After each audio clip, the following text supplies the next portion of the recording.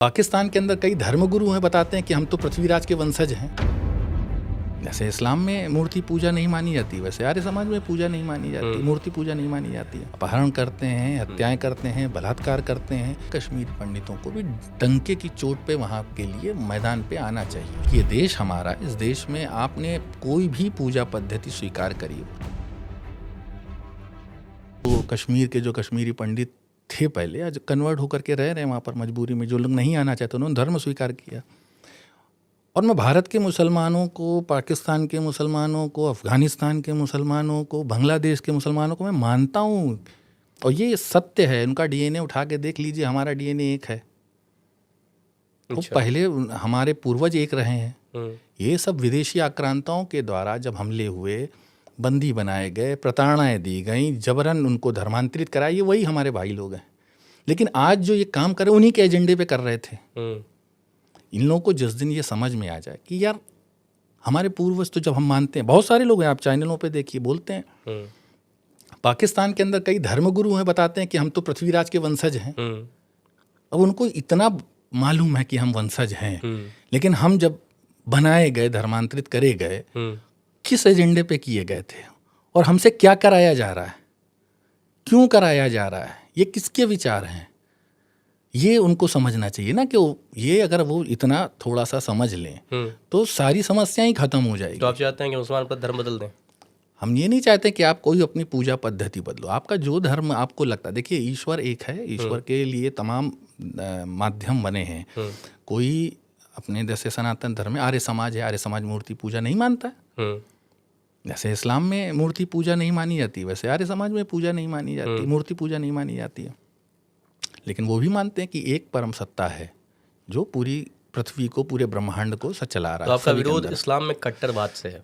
कट्टरपंथी विचारधारा जो निर्दोषों को बिना मतलब में मार देते हैं, काट मचाते हैं, अपहरण करते हैं, हत्याएं करते हैं, बलात्कार करते हैं, ऐसी जो प्रवृत्तियां हैं उनके खिलाफ में हूँ। ठीक है, आपने कश्मीरी पंडितों का जिक्र किया।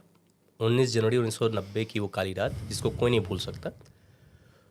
अभी आपके पॉडकास्ट से पहले हमारे साथ सुशील पंडित जी थे, जिनको आप जानते होंगे। वो, उनका परिवार उस त्रासदी में झेला हुआ है, उस दर्द को। मैंने उनसे सवाल किया कि क्या बीजेपी ने अभी तक कश्मीरी पंडितों की वापसी कराई? उन्होंने कहा बिल्कुल नहीं। क्या उन्होंने कहा, एक शब्द बोला कि बीजेपी के लिए हम चुनाव में मुद्दा हैं, वोट लेने के लिए, लेकिन हमारी वापसी, हम वहां पर वोट दे सकें, ये मुद्दा नहीं है। बीजेपी ने अब तक कितने लोगों की कश्मीरी पंडितों वापसी कराई है? बहुत बड़े बड़े एरिया में बहुत बड़ी बड़ी कॉलोनियाँ बनाई गई कश्मीरी पंडितों के नाम से। वो भूमियाँ आवंटित करी गई, इनको बना के उनको दिया गया। बाद में उन्हीं लोगों ने बेच दिया, वहाँ रहना उन्होंने स्वीकार नहीं किया और उन्होंने उन संपत्तियों को बेचा। ऐसी भी बहुत सारी जगह पर हुआ है। जब तक वो सुरक्षा दे पाया सरकार, उनको सुरक्षा मुहैया करा पाई? क्योंकि जब वो बसने की कोशिश किए तब आतंकवादी आए और गोली मार दी। लोग, जब वो उनको मनस्थिति उनको पूरी बनानी पड़ेगी ना कि नहीं मुझे रहना है। आप एक बात बताइए, जैसे बांग्लादेश की बात मैं आपसे करता हूँ कि बांग्लादेश के अंदर जिस प्रकार से अभी जो वहाँ का सत्ता परिवर्तन हुआ और भीषण तरीके से मारकाट मचाई जाने लगी, वहाँ से बहुत सारे लोग अगल बगल के देश के रास्ते, हाँ, हिंदू समाज के लोग पलायन करने पर आए, लेकिन बहुत सारे हिंदू समाज के लोग तो रोड पे उतर आए। ठीक है, और ताल ठोक के कहा नहीं मेरा देश है, और लेके उसी देश का झंडा लेकर के डट के कहा कि भाई मेरा देश है ये, मैं अपने देश से क्यों जाऊँगा। तो इसी प्रकार से कश्मीरी पंडितों को भी डंके की चोट पे वहाँ के लिए मैदान पे आना चाहिए। चलिए ठीक है, हम कब तक भागेंगे, कहाँ तक भागेंगे? ठीक है, बांग्लादेश में सरकार उनके सपोर्ट में नहीं आई, वो खुद उन्होंने झंडा थाम लिया। यहाँ पर तो सरकार दावा करती है कि हम कश्मीरी पंडितों के सपोर्ट में हैं। उसके बाद भी अगर सुरक्षा मुहैया नहीं कराई जा पा रही है, उनका पुनर्वास नहीं कराया जा रहा है, तो इसमें दोष किसका है? किसी का नहीं, पूरा सरकार पूरी तरीके से उनके साथ में है।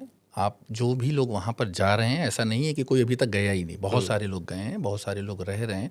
ये बात अलग है कि बहुत सारे ऐसे एरिए हैं जहाँ पर नहीं जा रहे हैं, वो खुद ही नहीं जा रहे हैं। पर फिर भी सरकार को इस विषय पर सोचना चाहिए, मेरा ये मानना है। कर रही है, लगातार कर रही है। लोग तैयार होने चाहिए। मैं तैयार हूँ जाने के लिए। नहीं, लोग तैयार हैं, सुरक्षा मुहैया कराइए तो चले। तो इस तरीके से बहुत सारे लोग हैं वहाँ पर जाने को तैयार है, और लोग जा रहे हैं वहाँ पर। और सबसे बड़ी चीज़ ये है ना कि वहाँ के जो, जैसे बात मैंने पहले भी कही ना कि वहाँ के उन लोगों को ये सोचना चाहिए। बहुत सारे लोग हैं ना, जैसे वहाँ पर बट लिखते हैं, वो कौन थे? भट्ट पहले लिखते थे, फिर बट लिखने लग गए।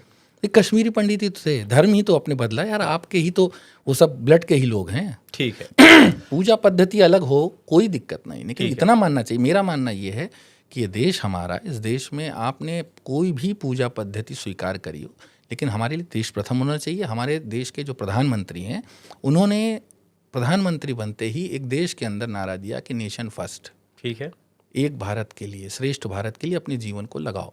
देश के तमाम नौजवानों ने उनको विश्वास दिया, प्रधानमंत्री बनाया, और आज भी आप देख रहे हो एक बड़ी तादाद देश के अंदर खड़ी हुई। जिस प्रकार से जो राष्ट्र भक्ति का ज्वार अब दिखने लग गया है, ये पहले नहीं था। देश की आज़ादी में कितने % लोगों ने देश की आज़ादी के लिए संघर्ष किया? कांग्रेस तो कहती है आपने बिल्कुल नहीं किया। अरे कांग्रेस तो कुछ भी कहती है, कांग्रेस कहती है आप तो थे ही नहीं उस वक्त, देखिए हम ही सब लड़ाई लड़े। कांग्रेस का जो मानसिक संतुलन है वो पूरी तरीके से गड़बड़ हो चुका है, क्योंकि उनका नेतृत्व करने वाला जो है वही मानसिक रोगी हो चुका आपने राहुल गांधी को पागल कहा था, इडियट कहा था, कार्टून कहा था, है उनकी आप हरकतें। ऐसे निष्कर्ष पे कैसे पहुंच गए? उनकी हरकतें हैं, आप उनके तमाम वीडियो देखिए ना, उनकी हरकतें आप देखिए ना। कोई भी आदमी हो तो देश का बच्चा बोलता है। लोगों ने तो, मेरे शहर की मैं बात बताऊं, लोगों ने तो अपने नाम राहुल बदल लिए। उनके नाम राहुल थे, उन लोगों ने जा कर के कि भैया मेरा नाम राहुल है ही नहीं।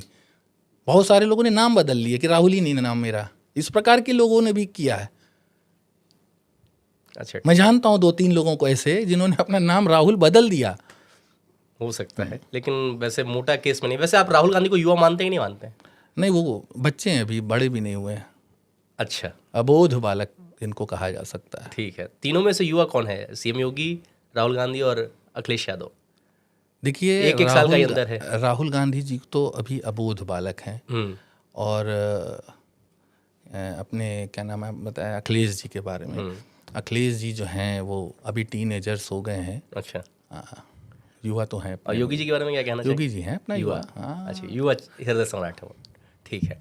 अच्छा, आप पोस्टर बॉय के नाम से बड़े मशहूर हैं। आप राजनीति में आते हैं और पोस्टर, पूरे इलाके को पोस्टर से रंगीन कर देते हैं।